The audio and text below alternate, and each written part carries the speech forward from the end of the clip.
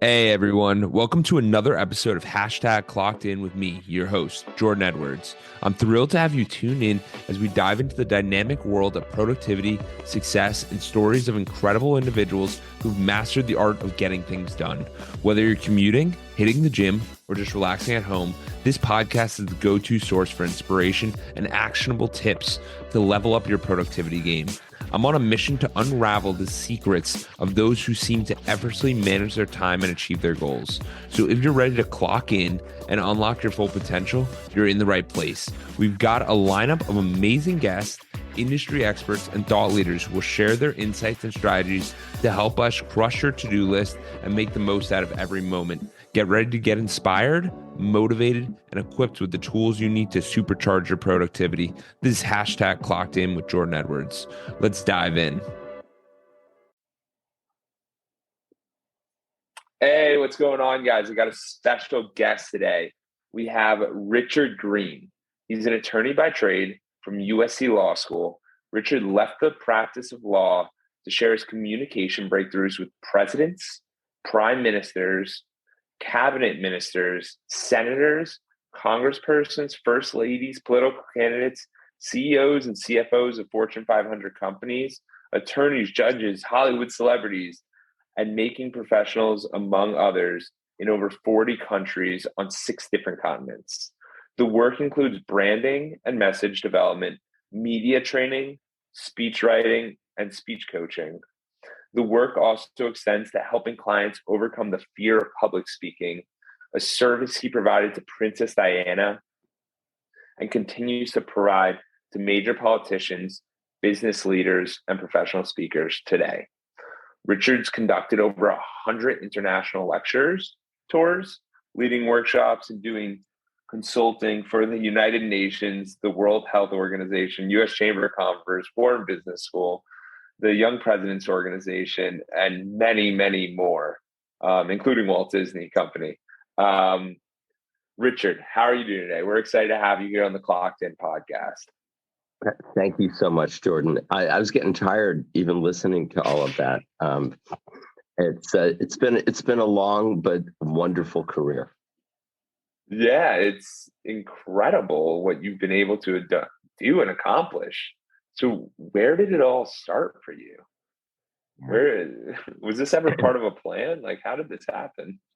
Well, the plan was for me to play either left field or center field for the Los Angeles Dodgers, but that didn't work out because I don't have any of the skills that would make that a good thing. My other plan was to become a congressman because I love politics as well and love law.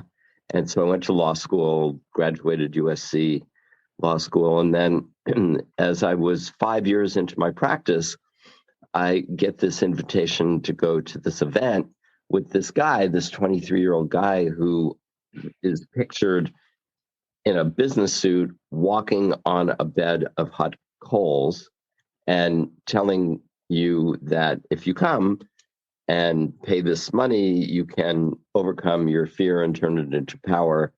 And I was free that Friday night, and it's like, okay, that sounds cool. And so I went, and it turned out it was Tony Robbins.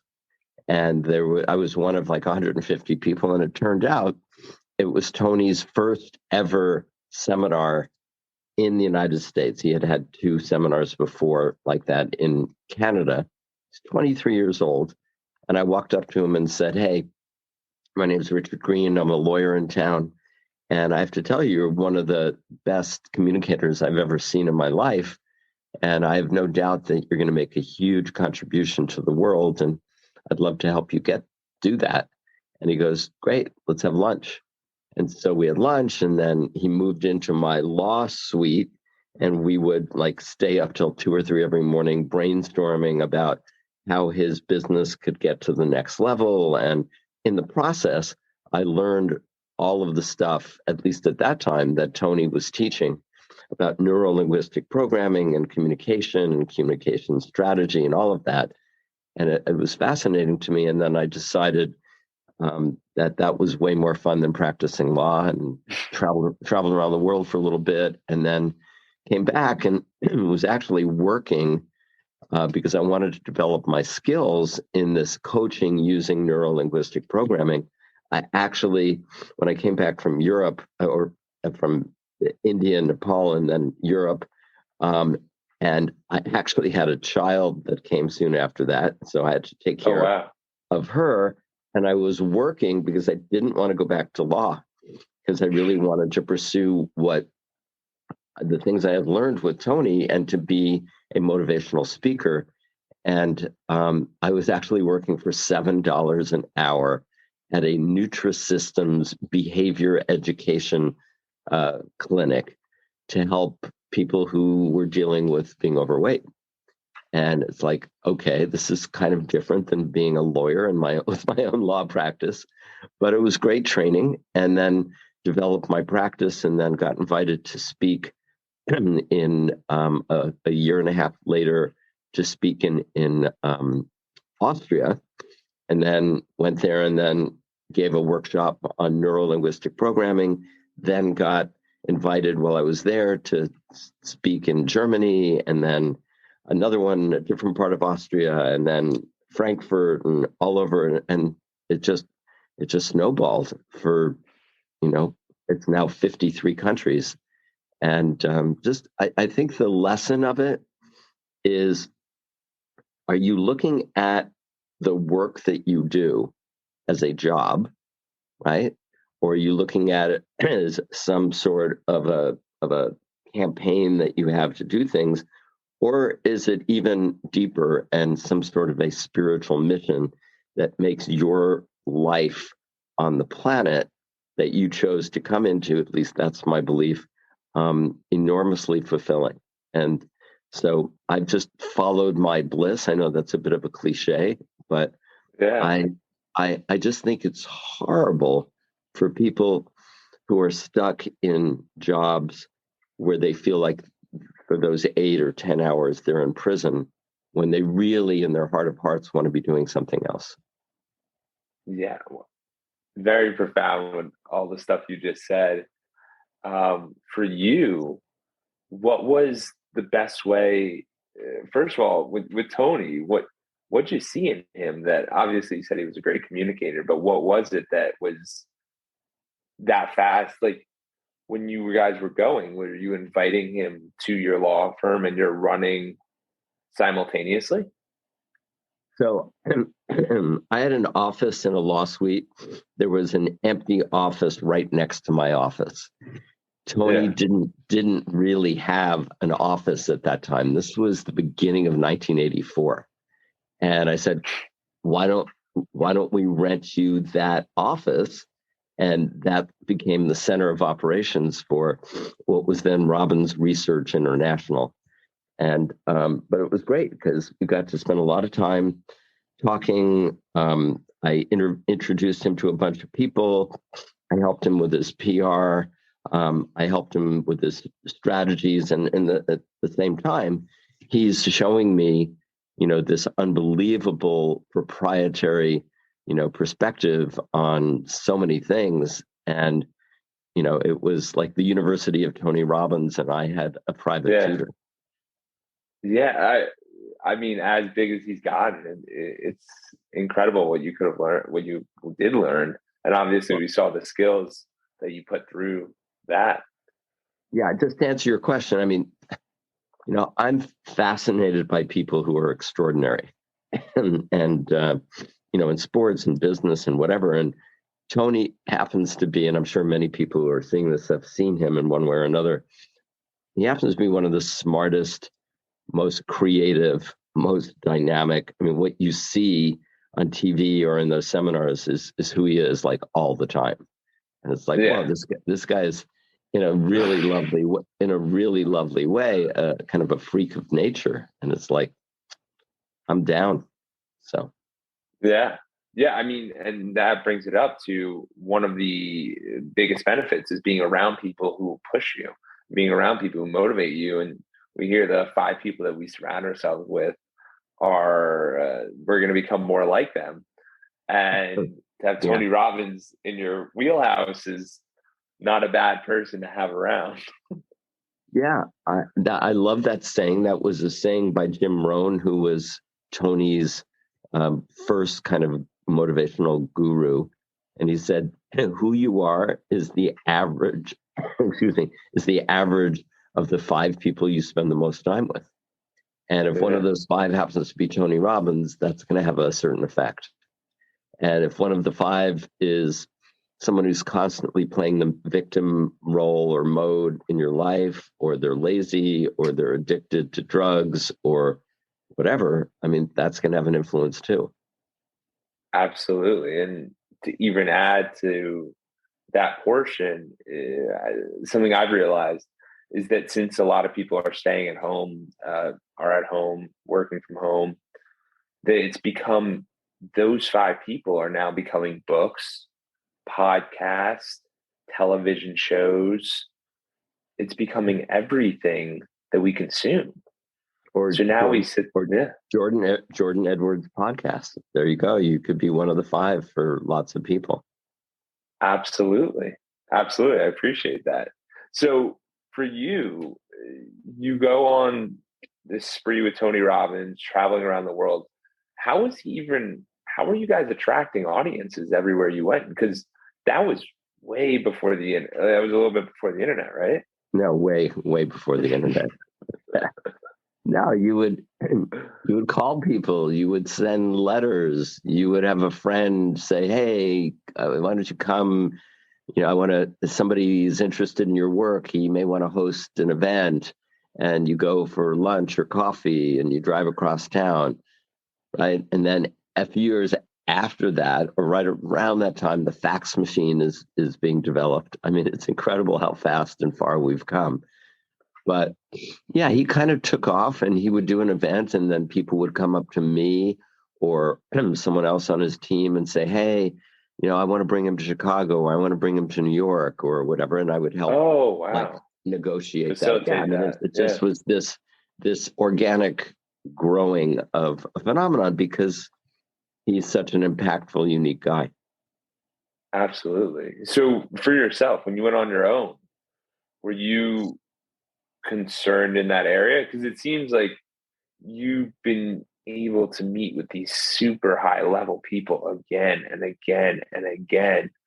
And what do you think one of the ways of doing that is? And it's not even the we're talking for a minute. It's the coaching dynamic is something very different. Yeah. Yeah.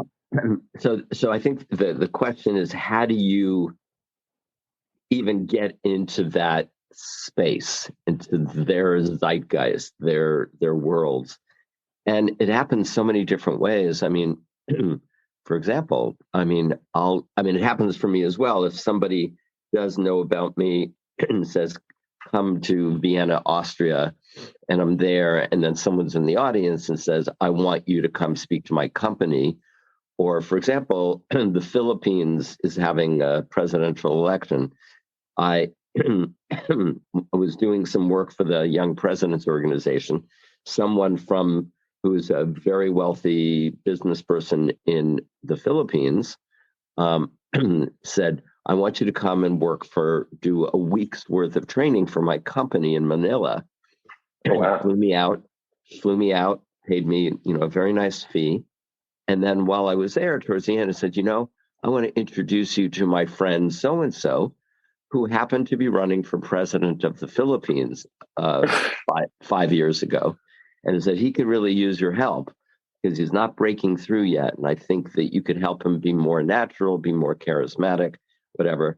And then we had a meeting, and then the presidential candidate, flew me back, like a month later to follow him around the Philippines on helicopters and private jets and give him feedback as he's going from city to city doing his campaign tour. And then Wow. said, "Oh, and our vice president, our candidate for vice president, who is now one of the presidential candidates for the Philippines, Leni Robredo, she wants to meet with you too." So it's just, I mean, I think if you have a niche that you are good in, and you are authentic and honest and not bullshitting people, and they don't see that you're trying to manipulate because you just want money or access or whatever. And it's like, no, I want to help. That's what I love, is taking someone from here to there. And so that's an example of how it happens. And just go to events, in a classy way, talk about what you do. And I mean, oftentimes it'll say, and having a TED Talk helps, of course, but even before the TED Talk, they'll say, oh, so what do you do? I teach people to overcome their fear of public speaking and how to be a much better, more impactful public speaker. And they go, oh my God, I need that. Or, oh my God, my CEO needs that. Or, oh my God, my sales team needs that. And it's like, cool, let's talk. Yeah, it's the consistently bringing up what exactly you do, because there's so many of us that we sit here and we say we do this, but in reality, a lot of us are salespeople. We're salespeople to our friends who you might want to go to this roller coaster event this weekend, whatever it is. You might want to go to the football game, or you might want to go to this dinner, whatever it is. We always are trying to sell and influence people in a bunch of different ways. So by telling people exactly what you do and they know what you do, it definitely helps with that dynamic. Right. But without a sense of desperation, right? And without a manipulation. And it's just kind of putting it out there. Here's what I do. I love what I do. I'd be happy to help you. Right. Yeah. And that's hard to do in the beginning of a career, because it's like, oh my God, I got to get business and whatever. But, you just, again, if you really focus on the real core of why we do what we do, hopefully, it's to help other people. And if someone doesn't need my services, or if I'm not the right guy for them to get where they want to go, I don't want to take their money. Yeah. I want to help them find whatever they need. So that sense of being, Tony talks a lot about the 6 basic human needs. And one of them is significance. It's like, hey, look at me. I'm great. I have a TED Talk or whatever it is, right? That's one kind of egoic way of communicating. And then as you get older, it's a little easier to go, what's really fun for me, I like getting paid. I like, being flown to wonderful places and all of that. But I want to make a contribution. So the difference between focusing on the human need of being significant as opposed to the human need of making a contribution. And if you're focused on making a contribution, people can feel it. They're going to let down their resistance, and they're going to go, yeah, wow, I'd love for you to make a contribution to my company. Yeah. Yeah. And how can I help you in this certain way? Yeah, I love that, because there's so many of us that don't live that authentic life. How do you think people can overcome that when they struggle with it? Thinking I should be here, like some of the instances you brought up earlier. Well, you can, FOMO is a thing. And there is this, if I go here, I'll get this. And if I go, be strategic, figure out what you're going to do. Tony talks about proximity. During COVID, it was really hard, obviously. I just heard we may be going back into another kind of bad situation in the fall. But it's a lot easier when you're standing next to somebody, at a dinner party or a cocktail party or an event, or standing in line to get into a concert or whatever. I just be social. But give a shit about the other person, right? Don't try to sell yourself, because that doesn't wear well. People don't want to be sold. They want you to be interested in them. And one of the secrets about that is discipline yourself to not say a frickin' word about yourself until they ask you. It's like, in other words, they're telling me about you. Oh man, so you have a podcast. How'd you get into that? What's your favorite? Who's your favorite guest? And whatever. And genuinely, if someone's not a total ass, they're going to go, wow, this guy's really interesting. And I love how interested he is in what I'm interested in, which is me, right? That's what that person thinking. And they said, well, so tell me about yourself. And now, instead of having to force it in, you've got an open field and you can, run for a touchdown if that's what's going to happen during that interaction. Yeah, and that's one of the most common things I see when new groups of people are having conversations. They'll dive in and go like a little mock conversation. Oh, Richard, where are you from? Massachusetts. Sure. Oh, me too. And it just, I imagine it, I see a spotlight when going into a conversation, I see a spotlight on the person speaking and then the person being spoken about. So like we really want to have that spotlight shine on the other person. And I think that the podcast has definitely helped me do that because it's given me, it's not about me, it's about you. And it's about hearing what success things you've done and what stories you have and where we can extract value for the audience. The model for this, and I think people really can relate to this, is no one is nervous when they're doing the best communication that people probably ever do. And that is, you've just gone to an incredible movie. Hopefully people are going back to movies soon, right?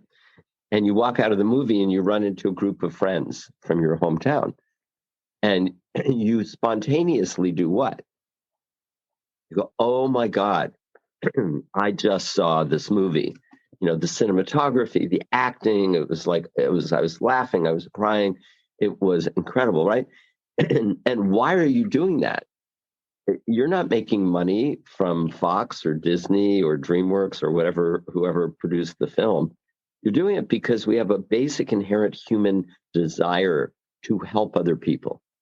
And you got something, I break down and say, okay, you paid $15 for the film, you got $200 worth of value, you're giving them $185. Right? Yeah. Because that's the value over and above what they're going to pay that you think you're pretty darn sure that they're going to get from that. It's like, oh my God, tell me what you thought of it. Yeah. That's a really interesting point. I've never thought about that. Yeah. And that's what my public speaking is. It's like, hey, I've spent my whole life studying public speaking, how to connect, how to hold an audience in the palm of the hands, how in an organic way, in an honest way, not a manipulative way, how to message, right? All of this.